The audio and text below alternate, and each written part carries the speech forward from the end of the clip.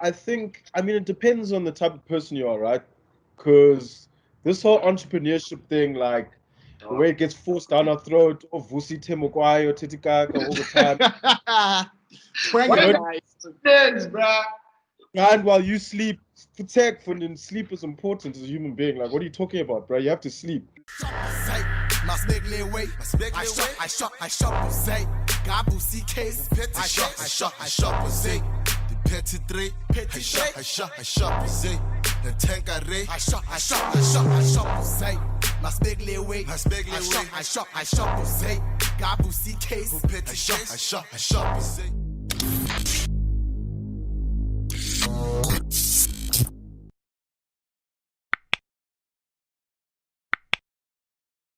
Let's get it done. Let's get it did. It's the Digital Dyans, double D's, without any complices. We'll work on that. We'll work on that. We'll work on that. How y'all doing?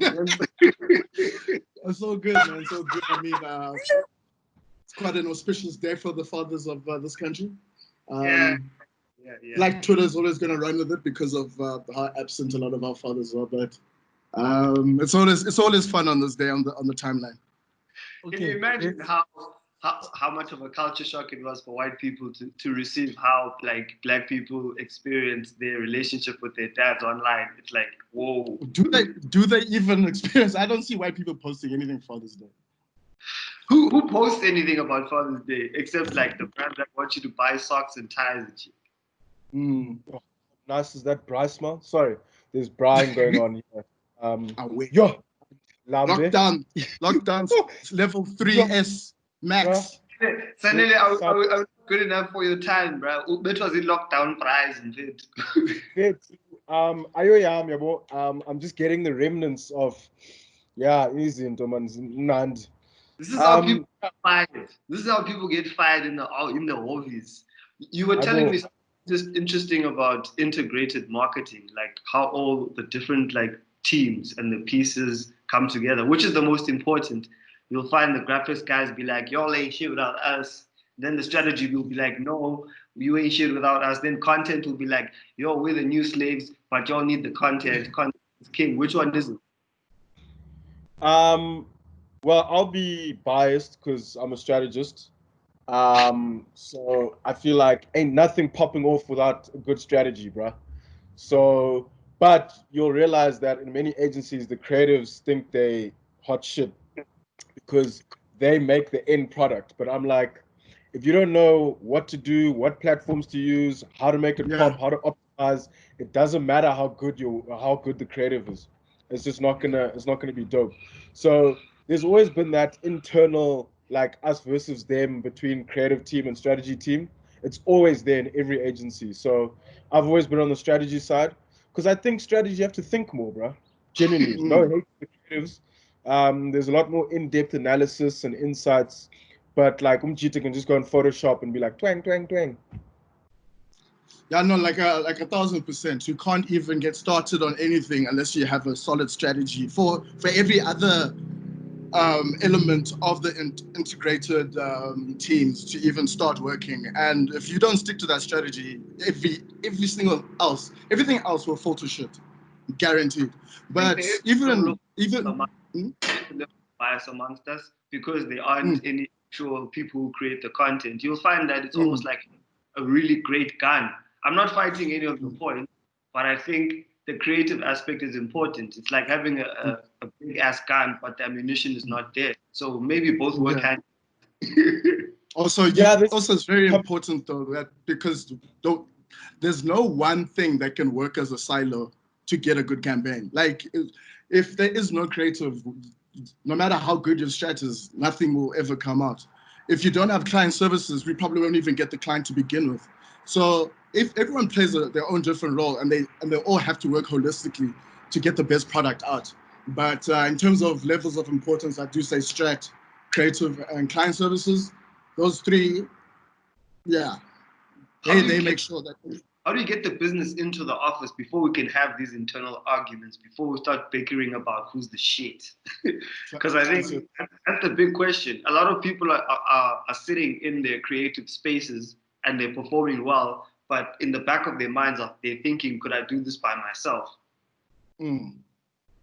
Nah, I mean, it depends on the type of person you are, right?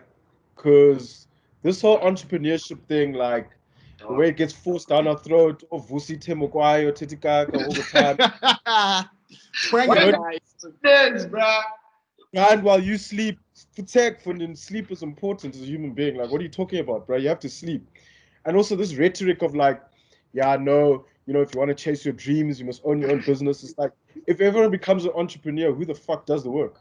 So you need employees, bro. And not a lot of people have the appetite to become an entrepreneur. So for me, a lot of the things that, like, if you're creative and you're in an agency and you think you can do it on your own, but in an agency, you have traffic that's managing your time. You have client service that gives you a brief. Maybe the tools and stuff that the company offers you, you can't afford on your own, like paying a subscription for Adobe or whatever you don't have. So then it's like, okay, do it on your own, chief. Let's see. But also, answer all again for the lone creative, for that rebel at the moment, or is it just not the right time right now? I think it's better with a team of people. Like, two heads are better than one, and three are better than two, and so on and so forth. That's why like big agencies do big things. Like, no one man can have all that power that an agency has. You know what I mean? But just while we're here, there was actually a thread that was going around.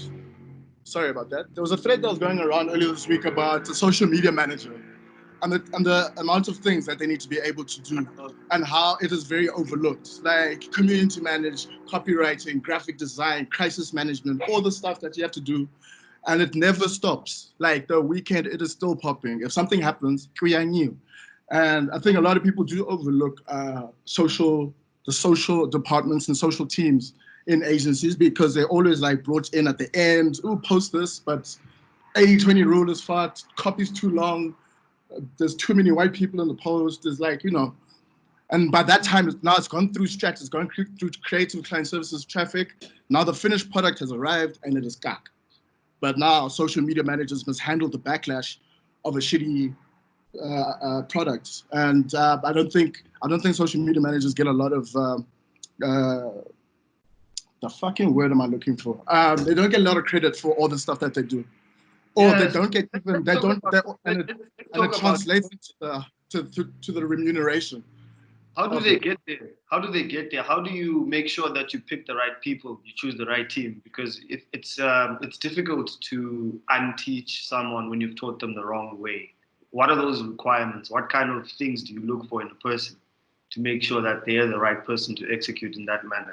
Because it seems like a lot, man. Shit.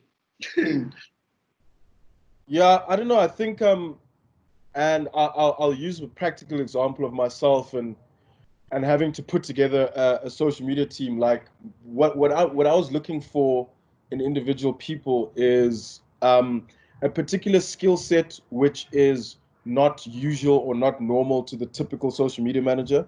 So I'm very comfortable with seeing your skill in putting together content, being creative, using variation with your content.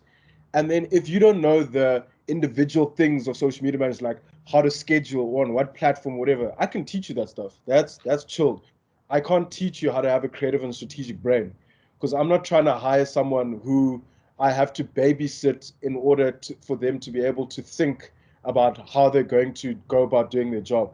They need to have that natural talent or skill, whether it's like someone that's super dope at Photoshop and all their stuff on their page, if their influencers all clean, the aesthetic's nice, whatever, but they don't know like, oh, when you schedule, you must do this. When you post this, you must do that. The 80-20 rule, like those things, you can literally go on Google, but I can't teach you the other stuff. What is that other stuff? Because now you don't want to sound like you're gatekeeping people with some mystical element that's not tangible. What is that stuff? That thing? I know it's difficult to define, but at the risk of being gatekeepers because of ambiguity, what is that thing? How can someone work at that thing? I think it's important when you're organizing any team in any agency or business is that there is the big dick swinging situation that happens in agencies quite a lot, and it's important that like people are able to put their egos aside and to be always to be always keen to come up with ideas, to never be shy, to come up with something new. People that are, like Sanele said, like a diverse set of skills. If I can't be listening to the same strategic executions for the whole year, it's the same shit. I need there needs to be a variation in the types of content that we put out, and it's important that you cater to each element of it using the kind of team that you assemble. How do you do it? Is it by getting a diverse mixture of people? Because I think for me, it solves a lot of problems. Because before you can get to the issue of being myopic, when you're exposed to other people's views, you can almost experience it through them, if that makes sense. Yeah, so for me, the traditional ways that sort of agency has been set up is that it's you have the sort of typical three big advertising, post high school institutions. So your AAA, your Vega, your Red and Yellow, and they all teach these things in a similar type of way. So you get people who think in a similar type of way because the theoretical vibes and stuff that they teach are kind of all the same. So the one thing that I will never want in an agency is sameness. I want people that you can have studied engineering and now you want to be a social media manager. I mean, I did psychology and politics and economics, and I'm in social media. And that means that I have different views, I have a different point of view on things, and that adds so much texture and richness to whatever you're creating. And it shows a variety in terms of the people who you're speaking to, because not everyone is obviously the same. And then you get to a stage where you need to understand that, my biggest gripe is around how I've always felt like in an agency, it's just the older version of high school. In high school, jocks, goths, like smart kids, no, whatever. And in the agency setup, you still have those groups. You have the dickheads over there in the corner. You have the quiet people over there. You have the ones who are trying to play the game and get to the top of the corporate ladder. So there's all these little factions, and everyone's trying to like do their own thing. And that is not conducive to, fostering a collaborative environment and getting out work that is representative of everyone. Oh, you just created a whole Game of Thrones scenario in the office for me. Bruh, we have a group of developers, dog. Oh my god. Yeah. Like I'm a nerd, man. But damn. Oh, them niggas. Those stereotypes are hardcore, bro. Like at my previous agency. That's the thing. It's almost as if I look at them and like, you guys, do you? It's a whole different world, but yeah. But I think for me, one of the things that I noticed that was quite cool is the twerking for Pume. I don't know if a brand can collaborate with like sensationalism and probably gain it a lot from product awareness and that type of shit. But how long do you think, is it supposed to last long? Is it supposed to be just a big bang and be like, oh, that was cool, we got brand awareness, do you then cut it up into different organic pieces where you like put it out and be like, okay, we're going to use it as secondary content, or is it just boom, bam, that's it? I think there's a bit you can do with that kind of content, but it's limited. There definitely is a bit that you can do with that. And I mean, Puma's already talking about a phase 2 that she's going to launch. She's already thinking in that mindset. We don't even know what that's going to be. But I know she's got the ability to make Jans look like assholes for PlayStation 5s already. So now, like, if you were to look at how Tory Lanez did Quarantine Radio, he garnered so much interest and so much awareness around himself. And almost immediately afterwards, he dropped Chick's tape, or one of his tapes, which shot to #1 on the Billboard. And that was purely based off the back of what he did on Quarantine Radio, people twerking with milk, and just so much food was wasted. And I think it's more it's more of a flash it's more of a flash in a pan thing, but for the bigger purpose of it's almost like a distraction even for the bigger purpose that's going to happen in a later phase. Oh, sorry, gents. Before we carry on, I just need to Google something on my phone because I want to talk about it, but obviously I don't want to take my phone out while we're recording. Is that cool? Yeah, it's sure. Yeah, no. Isn't that like the Kansas City Let's try this again. Kansas City Shuffle. Yes. I have no idea what that is. You don't know what the Kansas City Shuffle? I'd expect you to know that difference. Damn. I've heard of that thing. Is it a dance, you know? It's like a situation where you create one element, but actually it's a strategy. A red herring, kind of, yeah. Red herring, yeah. Yeah. Kansas City Shuffle. Thank you, Wayne. Hey, you teach me a lot, Doug. It's good to be also to give you something. My girlfriend loved the gentleman, actually.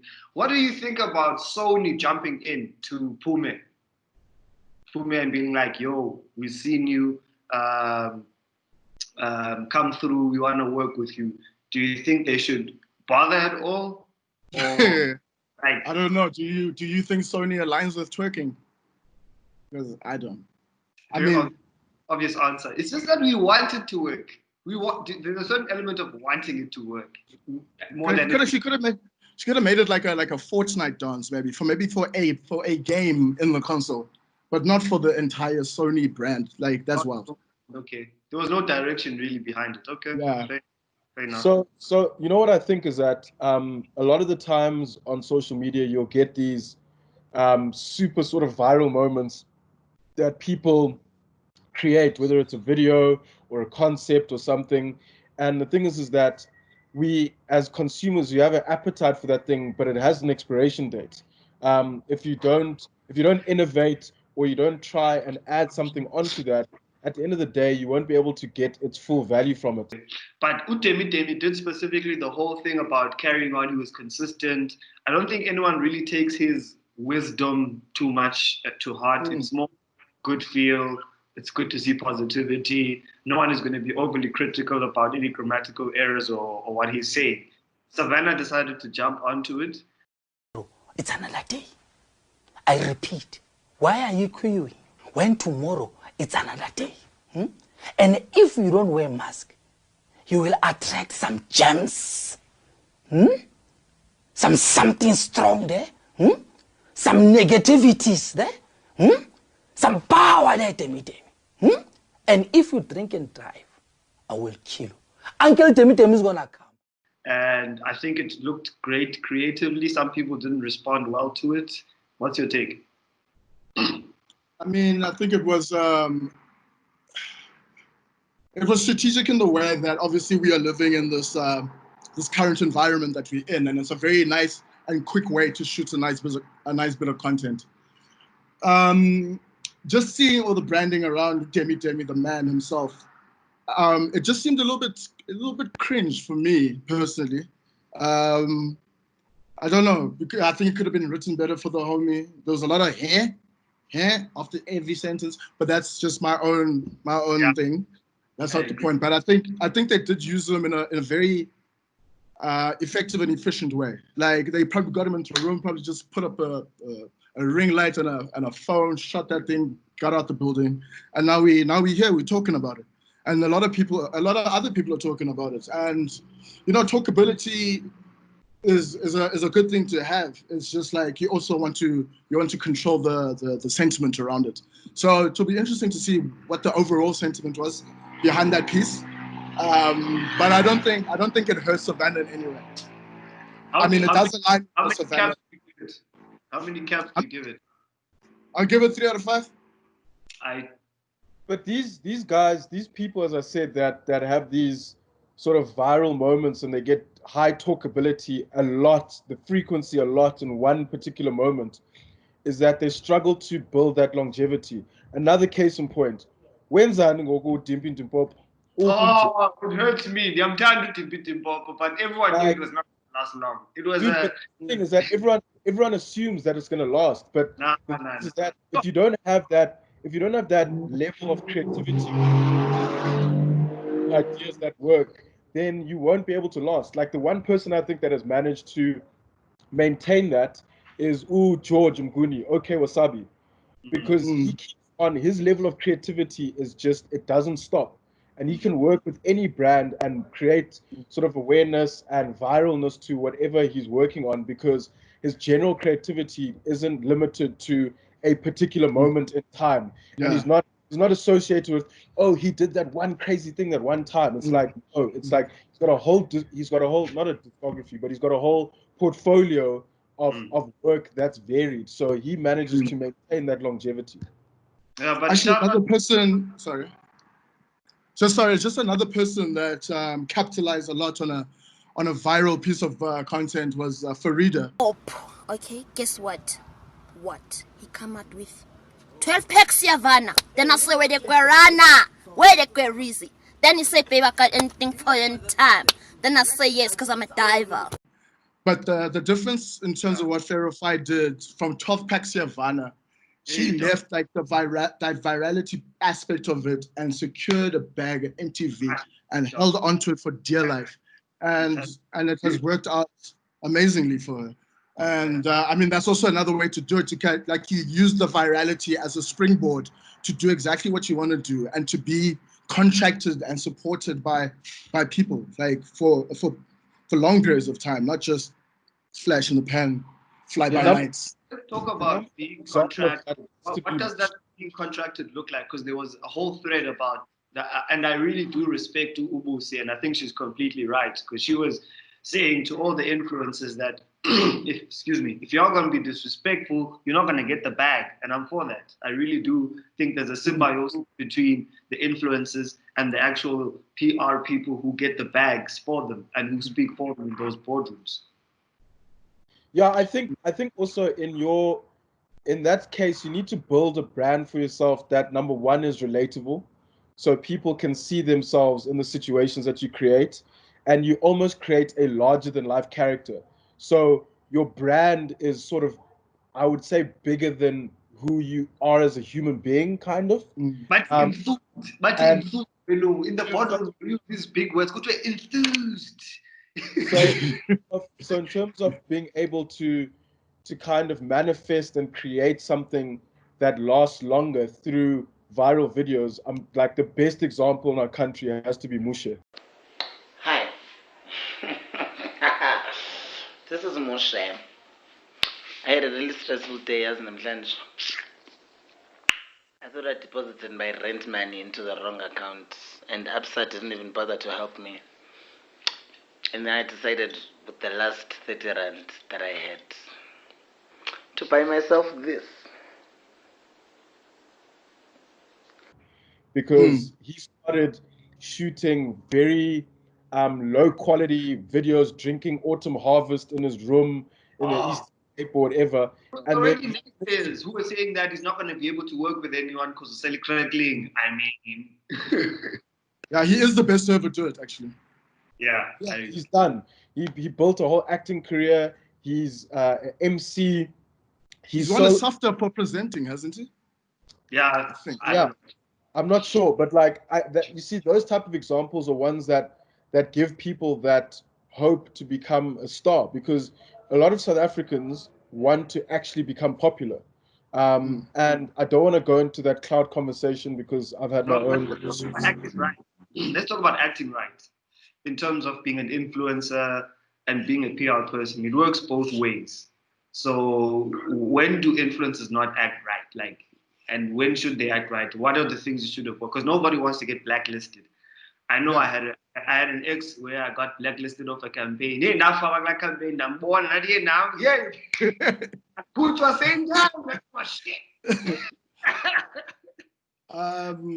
Yeah, so like I lost the bag purely because my ex was one of the campaign managers. Yeah. So now this, in terms of being blacklisted as an influencer, ties in very closely to cancel culture as a whole. If you look at who was baby girl that was trying to be Miss SA and it didn't pan out very well for her. That white that white galling, worship's favorite. Shrumbi or something. Yeah, Bianca. Yeah, Bianca, So having a history of internet behavior where you were being racist, sexist, homophobic, shaming, these are definitely things that you cannot even enter on if you're trying to create a sustainable career in influencing. And it starts there. I mean, once you start arguing with your PR team about stuff like that, it's already a wrap. We know that the Notes app is going to be open on your phone. You're trying to do your best, and very few people get out of it.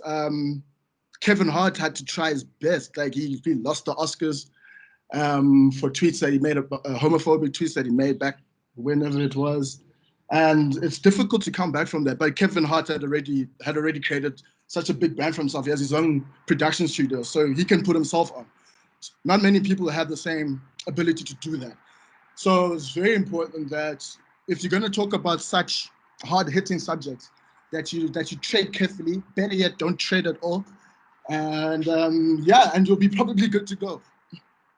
I don't know if not trading is the best idea, but I think one of the biggest things that we're lazy about is actually educating ourselves on the topics. And I saw this incredible video of this dude who was saying, "Dear white friends, this is what," and he answered each and all of those topics, and he exposed himself to the fact that, you know what, I don't have the range in some of these topics, so I educated myself. This is my opinion. If you're open-minded about it, then we can carry on the discussion. But yeah, Jita, I think it's been a good episode. Sanele, you're not getting away without giving us a rating. Savanna, DemiDemi, collaboration, how many cappies? I'd say 3.5. 3.5 caps. My rating. I was going to be overly diplomatic and give them 3.5. I can't give them 4. It's the same. Going. If you're choosing 3.5 out of 5, it's the same thing as when you're trying to predict a soccer score and you always go, "I know it's about 2-1." That is the 2-1 of the ratings. Yeah. Always the safe choice. DemiDemi with a 3.6.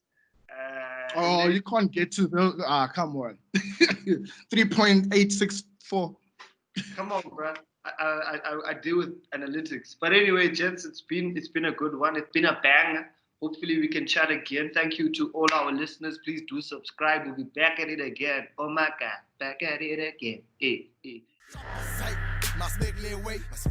I